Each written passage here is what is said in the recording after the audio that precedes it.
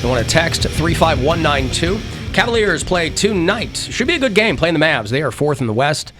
Who do they have? Spencer Dinwiddie? Who's on the Mavericks? Yeah, they do have Dinwiddie. They also have... That's a real name. Spencer Dinwiddie, yeah. Luka Doncic. I don't think he's a starter, but he's on that team. Mm-hmm. Luka Doncic is their big star. Reggie Bullock is on the Mavs. I believe... I don't know about Reggie. I think he is. And their coach, Jason Kidd. Hey, there you go. So Cavs, Mavs tonight, 7 o'clock here on WMMS. They're coming off a win against the Magic the other night. That broke the losing streak. So hopefully they can keep that coming, and then they will be on the road for a couple of games. There's only 7 games remaining. Play the Hawks in Atlanta. Then they go to New York, play the Knicks. Come back home, play the Sixers. Go to Orlando to play the Magic. Play the Nets in Brooklyn. And they finish it up, a TBD, against the, what was it, the Milwaukee Buccaneers? Yeah, Buckaroos. Buckaroos. The Milwaukee Buckaroos against the Cavaliers. So tonight, the Mavericks of Dallas-Fort Worth. Wait, that's it for the season? Here in town. And then last 7 games, yeah. And then playoffs. They're not in the playoffs. Mathematically could still be. They're in if the a lot of playoffs, other right? things go wrong for other teams. They're the 7th seed right now, which means they're in the play-in game. So they would play the Nets in a 1-game playoff. If they win that, they stay the 7th seed, and they play the number 2 seed in a playoff series. If they lose really that game, take a dump this last run, it's bad shape. Yeah, it's bad. But I think they'll sneak into the playoffs, which is great. This is the first winning season they've had without LeBron on the team since 1998. Right. Which is awesome. Yeah. So either way, even if they somehow miss the playoffs, they've been riddled with injuries for most of the season, and they've still had a winning season. So it's overall a successful season because people did not think they were even going to sniff the playoffs this year. With all those injuries, Yeah. it's been very impressive. Yeah. I thought you said that everybody was super excited about the Cavs this year. They were, but they kept getting hurt. They got a great team. Not going into the season. You were. I was, because I'm always super excited about the Cavs. Maybe I'm just taking your opinion as everybody's Yeah, because I don't listen to any of it. So I'm like, oh, well, everybody loves the Cavs. This He's year. a dance expert and, kinesiology. I was expecting the Cavs to be more around the 10 seed and maybe make the play-in games, but they exceeded a lot of people's expectations this year. So very impressive. Well, I'm going to go way out on a limb because no risk, no reward. I am predicting a Cavs-Suns NBA Finals. Ooh. That is a bold prediction, bud. It'd be like North Carolina against St. Pete's or whatever it was. Right, you never do know, but tonight it's 1 game at a time. Tonight they'll play the Mavericks. 7 o'clock, so 6:30 after we roll out is when your pregame coverage will begin here on MMS and on the iHeartRadio app. Right. I will also, by the way, have Chris Rock tickets for you today, tomorrow, and Friday. He has announced, to no one's surprise, a second show here in Cleveland. People are clamoring to get Chris Rock tickets now. So, quite literally, due to popular demand, Chris Rock has added a second show at Playhouse Square. He's doing June 17th. So that first one sold out. Tickets for the second one will go on sale this Friday morning at 10 o'clock at playhousesquare.org. It is the Ego Death 2022 tour, and I think people assume that he'll have a couple of things to say. So I'll have Chris Rock tickets for you at $450 the rest of this week. You know, they will go to various celebrities to get their takes on it, and unfortunately, because the internet and the public, who are very online, have a long memory. I would think that if someone asked me, if I were an A-list celebrity and somebody asked me what I thought, I think I would give a very terse answer because I wouldn't be able to immediately generate in my mind moments in my history which somebody might be able to pull up and throw back in my face. They did it with Will Smith. You know, they found an old clip of him on Arsenio from 30 years ago, making fun of the bald band leader. Zoe Kravitz said she thought it was disgusting, and everybody went in on her because she was in some article years ago talking about how hot Jaden Smith was, even though he was only 16 years old. And they put Jim Carrey on the CBS Morning News, Gayle King talking about Jim Carrey. Talking to him, rather. And, of course, everybody started digging up Jim Carrey stuff from years ago. So it seems a situation like this, most people in Hollywood, you can't. You've done so many things. You've gone to so many functions. You've been on camera so many times. You can't remember every single thing you did. But the internet is always there to remind you. Oh yeah, the internet will always make you feel like a real idiot. What do you think as you watched it unfold, and then what happened after? I was sickened. I was sickened by the standing ovation.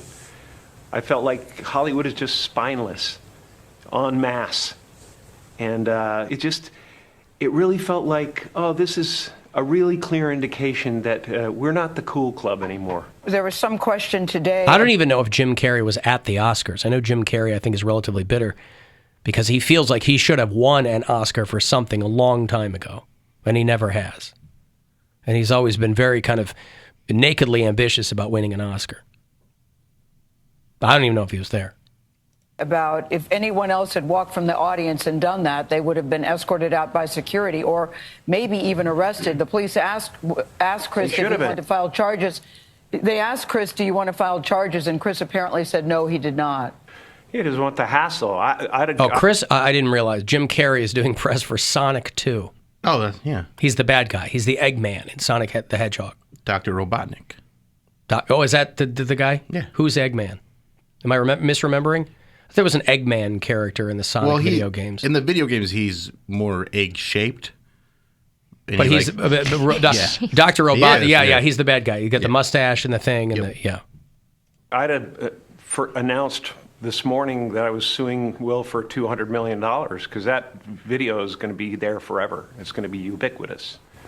That insult is going to last a very long time. If you want to yell from the audience and disapprove or show a disapproval or say something on Twitter or whatever, you do not have the right to walk up on stage and smack somebody in the face because they said words. No, I agree. I think we all agree on that. I just thought, Jim, that it escalated to that. You know what I mean? That it escalated to that level. It didn't escalate. It came out of nowhere because Will has something going on inside him that's frustrated, and I wish him the best. I really do. I don't have anything against Will Smith. He's done great things. But that was not a good moment. It cast a pall over everybody's shining moment last night. A lot of people worked really hard to get to that place and to have their moment in the sun and to get their award for the really hard work they did. And it is no mean feat to go through all the stuff you have to go through when you're nominated for an Oscar. It's a gauntlet of devotion that you have to do. And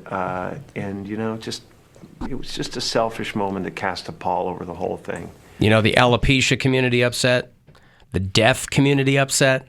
Why? Because Coda won Best Picture. They're like, in any other year, this would have been what everybody was talking about, right? Coda gave Apple TV, I think, the first streamer to ever have a Best Picture winner. I haven't seen this movie, but everybody that I talked to who has seen it said it's great. It's a movie about deaf people. Yeah. And it won Best Picture. Oh, and they're saying no one's talking about it? Yeah, nobody's talking about anything other than this. Yeah, Questlove won an Oscar, too. There's a lot of That's the one that Chris Rock gave away, right? The Questlove won Best Documentary. That's what Rock was up there to present. So, everybody digs up the old 1995 MTV Movie Awards where Jim Carrey walks up and kisses 19-year-old Alicia Silverstone on the lips without any prior warning. She was she was presenting. And he walks up. People point out when Adrian Brody laid that one on Halle Berry. Remember that? Laid her back like a World War II nurse and planted one on her. And they got to stand up and be like, that was great. I think of those MTV Movie Awards, by the way, back in the day. I think at some point Jim Carrey must have figured that he screwed up because later on in the show, he tried to do the same thing to Will Smith. He tried to kiss Will Smith, too. There you go. He got smacked. Mm-hmm. Yeah. But you don't really have to press charges. A lot of people are making a big hay out of the Chris Rock not pressing charges. The police are fully within their rights to bring charges against someone. You don't have to willingly participate as a witness. Now, granted, there's almost no point in filing charges if you don't have the cooperation of the victim. They could do it without Chris Rock filing charges. There's practically no point in doing it, because then what you would end up having is all these people who complain that the cops don't investigate their case. Right? Losing focus on their complaint. So it's a whole big thing. There's nothing to be gained by anybody taking up that mantle. Oh, I just saw that Alicia Silverstone kiss. That's it's gross. Real gross. All that stuff is gross. Like, I don't know. Even at the time, people go, well, times are different.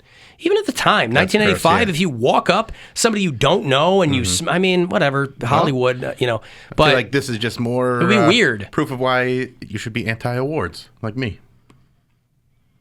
Because there's too much paperwork involved. Well, there's opening of envelopes. Also, apparently too much assault. I mean, you think I'm not a paperwork guy. I'm also way more not an assault guy. And if One you are, leads to the other. If you are able to mix paperwork and assault, you will never find someone more vehemently opposed to it than one Bill Squire. They talked to Will Smith's mom. I don't know who dug Will Smith's mom up. He is a very even people person, and that's the first time I've ever seen him go off, the first time in his lifetime. He's a people person, and he has never tried to, I'm going to do this to hurt you just because. He's never been like that. That means he never smacked his mama, which is good. You should never smack your mama. Yeah, I've never. Have you ever smacked your mom? Hells no. Hells no. Chris Rock's brother, Tony Rock, is a pretty prominent comedian in his own right. He says P. Diddy lied straight up when he said that Chris Rock and Will Smith made up backstage. He said nothing like that happened, which I think we probably all could have figured out. Why is Diddy always inserting himself in some stuff that don't? Because then people are talking about Diddy. No, when's anybody talking about Sean Combs other than when he inserts himself into something? That's ridiculous. But why would he come out? That's so irresponsible for him to come out and say that. Like, oh, everything's all good. I met up with him backstage. Everything's fine. Mind your business. Go pay you. People want to because he wants to sound like a peacemaker. He wants to sound like he's. But he's not. Well, who knows? I mean, everyone on his label leaves. That's he why slap multiple people on TV. Okay, but 90% of people don't know all that. They just go, oh, all right. He said it's good. It's good. Anytime Diddy comes up, I always like to bring up his version of "Come with Me" from the Godzilla soundtrack, where he sings. Please don't. Oh, dude, it's so bad. It's him and Jimmy Page. Yeah, that was given. Jimmy Page, great. That was given the imprimatur of Jimmy Page. Yeah, and then there's a part he sings like it's a lot of rapping, but then he sings a verse, and it's the worst.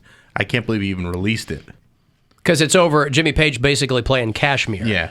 And this was the 1997 Godzilla. Yeah. Matthew Broderick, Hank Azaria.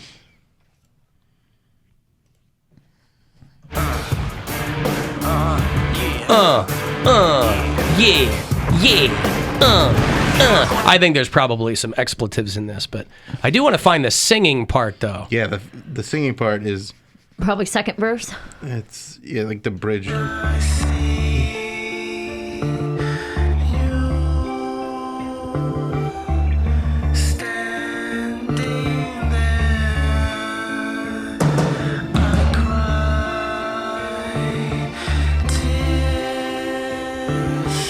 I mean, you could do a lot with auto-tune and, Yeah. It was just very cringe when it came out, and it hasn't aged well, and it was already bad. And it was a movie you wanted to be really good, too, and it wasn't. It was so bad. It wasn't good. And prominent pacifist Orenthal James Simpson also weighed in. He was out Hey, it's yours truly. Hey, Twitter fans, yours truly. He was out in Delaware, or I guess he was surprised the kids were still on spring break. But it was funny. He goes, I thought everybody was going to be asking me about the overtime rule. All anybody wanted to know was about Chris Rock. That's how plugged in he is. Gee, I thought everybody was going to ask me about football rather than a guy who assaulted someone else. As a prominent celebrity assaulter. Hey, look, it was unfortunate. I think Will was wrong. Look, I understood the feeling. Now, in my life, I've been through a lot of crap, and I was raising two young kids, and every comedian in the country had an OJ routine, and don't think I wouldn't want to slapped a couple of those guys, but you got to accept it's humor, and I didn't even think that was all that egregious. I thought it was a semi-unfunny joke, but I didn't even think it was that egregious. The pen really got to him. OJ. What is he? Is he at Everybody a club? made a joke of it. Well, he's outside, but it's like it's still spring break for some people. Now, what would you do, Mary, drunk Mare, in this situation if you're at a casino or a club and you're throwing them back and you see OJ over there? Do you go say hi? I don't know. Probably. Do you know who he is? I don't know. Probably. I bet drunk Mare has no clue who O.J. Simpson is. I don't. I mean, probably not. Honestly, I Right. didn't pay a lot of attention to O.J. until he got on Twitter. To be honest with you, She's not going to be by herself at a bar though. It's going to be one of her friends is going to be like, dude, that's O.J. Simpson over there. That's O.J. Simpson. I feel like drunk Mary would be like, I know you didn't do it, but I talked to him. But He also, told me go do it. But also, this happened 30 years ago. I was a baby. Exactly. There's no way you're going to convince me that spring break kids are going to go, that's O.J. Simpson. I don't know about that. People versus O.J. Simpson. That case 30 years ago. But my son was born in the TV show. My son was born in 2000, and he grew up not even learning about Osama bin Laden in school. Really? Yes. I guess. So they sure as hell aren't teaching O.J. Simpson in school. Pop culture, maybe. Yeah, In a but pop pop culture culture is class. so fast and No, so I'm saying- fluid that, like, if you know. We had a pop culture class in high school. It was an elective you could Pardon take. me. It was an elective you could take. In high school? Yes. So they showed you all of like. We watched like Cool Hand Luke and like like classic movies that they're like these shape the way that pop culture references and yada yada yada, like all the Wizard of Oz and things like that. How many hard-boiled eggs could you eat? How many hard-boiled eggs could I eat? What we have here is failure to communicate. That's one of the most memorable scenes of Cool Hand Luke. Is I don't remember it. They have he eats like 50 hard-boiled eggs. So it was time well spent Yeah. in that class. Yep. I don't know. I don't get it. I know this. After what happened to me in Las Vegas, if I would have done that in front of 1 billion people watching around the world, they would have given me life without. Oh my God, I hate him. You kind of have to grudgingly admire how OJ has entirely disconnected himself from reality. In his mind, he goes, all I ever did was steal some of my own memorabilia back, went to jail for that, did my time. Like, the murder stuff isn't even on his radar anymore. Because he knows, 30 years ago, only people who remember that, Well, the a lot of kids people don't remember that. it, but he can't also just constantly be bringing it up. He's got to move on. Every late night host had a joke about me because I was raising 2 kids. Yeah, that's why they were joking about you, because you were a single dad. Why were you a single dad again? There was an accident. I didn't even think it was that egregious. Egregious. OJ. Yeah, so, he threw in there as well.